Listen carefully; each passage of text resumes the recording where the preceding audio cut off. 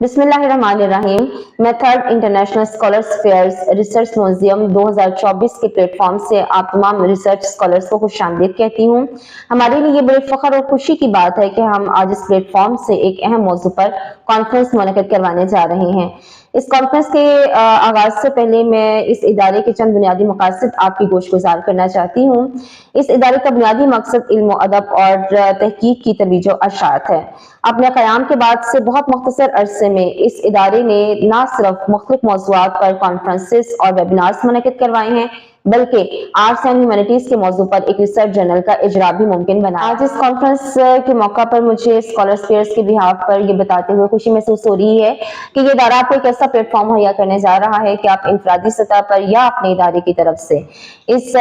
Scholars fair के इश्तराक के साथ वेबिनार्स मुनक़िद करवा सकते हैं। मुख्तलिफ मौज़ूआत पर अपने लेक्चर्स की सीरीज जो है वो आप रिकॉर्ड करवा सकते हैं। इसी तरह से आप वर्कशॉप्स, सेशंस करवा सकते हैं, मुख्तलिफ मौज़ूआत पर ट्रेनिंग दे सकते हैं और इसके लिए आप स्कॉलर्स फेयर्स की टीम से राब्ता कर सकते हैं। अब हम अपनी आज की इस कॉन्फ्रेंस का बाकायदा आगाज करते हैं। जैसे कि हम जानते हैं कि इस कॉन्फ्रेंस का मौजू अल्लामा इकबाल और नौजवान है। नौजवान के हवाले से अल्लामा इकबाल फरमाते हैं, जवानों को मेरी आहें सहर दे, फिर इन शाही बच्चों को बालों पर दे, खुदाया आरज़ू मेरी यही है, मेरा नूरे बसीरत आम कर दे। उमैर अली उमैर हमारे एक नौजवान स्कॉलर हैं जिनका ताल्लुक शोबा Urdu government college university Lahore से है और आपकी बहुत कम उम्र में कई कुतुब शाया हो चुकी हैं और कई मकालात भी शाया हो चुके हैं और आप भी किसी कॉन्फ्रेंस में पहली दफ़ा अपना मकाला पेश कर रहे हैं। मेरा नाम उमैर अली उमैर रवान है। मैं शोबा Urdu government college university Lahore का तालिब इल्म हूँ। मैं शुक्रगुज़ार हूँ तीसरी इंटरनेशनल स्कॉलर्स फेयर की कॉन्फ्रेंस का कि जिन्होंने तलबा और तालिबात खुसूसन नौजवानों को भी इकबाल के हवाले से गुफ्तगू करने का मौका फ़राहम किया।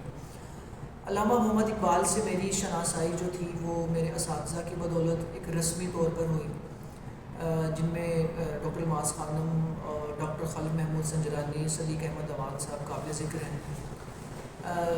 इकबाल और नौजवानों के हवाले से बहुत कुछ लिखा गया है, बहुत कुछ कहा भी गया है।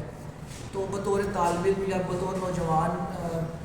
मेरे नज़दीक कुछ चीज़ें जो मैंने महसूस की इकबाल की शायरी में और कुछ सीखी, वो ये है कि इकबाल के यहाँ जो कल्चर है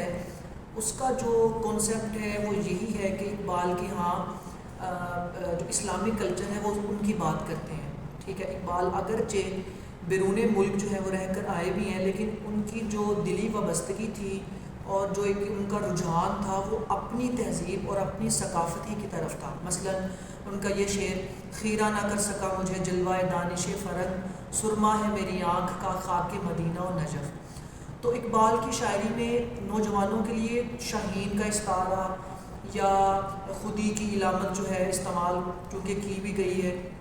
लेकिन इसके अलावा इकबाल ने बहुत सारी चीज़ें ऐसी लिखी हैं कि जो कि नौजवानों के लिए जो है वो बहुत ही, मैं समझता हूँ कि पढ़ने के लायक हैं। कुछ नज़में तो बराह रास्त इकबाल ने लिखी तलबा के लिए हैं। मिसाल के तौर पर खिताब आनान इस्लाम, अलीगढ़ कॉलेज, उसके अलावा अफसल अब्दुल कादिर के नाम जो नज़म लिखी वो सिर्फ एक फ़र्द वाहिद के लिए नहीं लिखी गई, वो नज़म जो थी वो तमाम नौजवानों की नुमाइंदगी भी करती है। अब यहाँ पर एक ये चीज़ देखने की ज़रूरत है और हमें चीज़ महसूस करने की ज़रूरत है कि इकबाल की नौजवानों के साथ जो एक ताल्लुक़ था या जो जिसम एक बॉन्डिंग कहेंगे वो बड़ी मजबूत किस्म की थी। और यहाँ तक कि बताया जाता है कि इकबाल से मिलने के लिए जो लोग आते थे उनमें ज़्यादातर लोगों की जो तादाद थी वो नौजवानों की थी। और इवन के जब all India Muslim league conference हुई तो उस कॉन्फ्रेंस में इकबाल ने बाकायदा तौर पर यह कहा कि यंग लीग्स जो थी वो बनाई जाए, यानी तुलबा के लिए कोई यूनियन का एहतमाम किया जाए। और इसका मुझे लगता है, अगर मैं गलत ना हूँ तो मेरे ख़्याल में 1931 में मौलाना रागिब अहसन जो थे उन्होंने इसे ऑल इंडिया यूथ के नाम से इसकी जो है ना इसको तश्कील भी किया, जिसमें इकबाल ने बाकायदा ने ख़त भी लिखा और उसमें ये कहा कि इसमें तुलबा की जो नौजवान नस्ल है उसकी तरबियत भी होगी और दीनी हरारत उनके अंदर पैदा की जाए। और इकबाल की शायरी जो है नौजवानों के लिए, उसमें ये भी बात मैंने महसूस की कि इकबाल जो है वो नौजवानों को किसी भी किस्म की तशकीक में मुब्तला नहीं देखना चाहते, चाहे वो कल्चर की हो, चाहे वो کسی اور نوعیت کی، مثلاً کہ وہ چاہتے ہیں کہ ہمارے ہاں جو ماضی کے اندر جو چیزیں ہوئی ہیں، جو ہمارا ماضی کے اندر مسلمانوں جو شان و شوکت تھی، یا مسلمانوں نے کیسی زندگی بسر کی، ماضی میں تاریخی طور پر ہم لوگ کتنے مضبوط تھے، اس طرف بھی جتنے اشعار ان کے ہاں لکھے گئے ہیں، جو کہے گئے ہیں، وہ مجھے ایسا محسوس ہوتا ہے وہ نوجوانوں کے لیے ہی ہیں۔ اب دیکھیں، اگر ہم مثال لیں استعماری دور کی یا کلونیل ایرا کی، تو اس دور کے اندر بھی جب اقبال دیکھتے ہیں کہ نیا کلچر ہمارے ہاں غلبہ پا رہا ہے، یعنی ایک نئی تہذیب ہمارے ہاں آ رہی ہے جسے ہم کلونیل سویلائزیشن بھی کہہ سکتے ہیں، تو اس تہذیب کے اوپر بھی اقبال نے یہ کہا اور لکھا کہ تیرے صوفے ہیں افرنگی، تیرے قالین ہے ایرانی، لہو مجھ کو رلاتی ہے جوانوں کی طرح۔ اور اقبال کے ہاں یہ تھی کہ جو ان کی اقبال کے ہاں دیکھیں بات یہ ہے کہ کوئی بھی آفاقی شاعر،